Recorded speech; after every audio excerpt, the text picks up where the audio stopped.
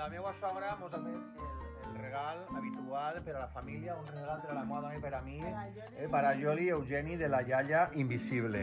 Ai, què serà? Avise que la meva sogra pinta. Des de fa un parell d'anys pinta. ¡Ay!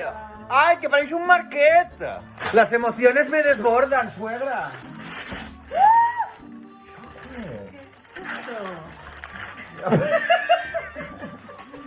¿Qué es?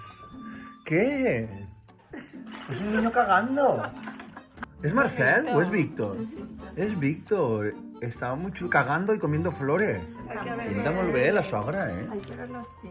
Esos son los cuadros, esos no se ven cerca. Hay que verlo bien lejos, ¿no? Cuando... Vete un poquito más para atrás. Vete un poquito más para atrás. Vete un poquito más para Los atrás. cuadros al óleo no se pueden ver pegados. Ay, mira, la conservadora del Museo del Prado. El óleo no puede Espera, hacerlo. voy a verlo yo bien. ¡Ay, precioso! ¡Precioso!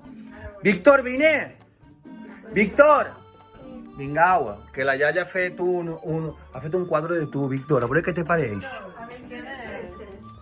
Qui és això? Víctor, ¿qué pasa? Sí, qui és? Chico, Víctor, ¿qué pasa? Parezco un gato.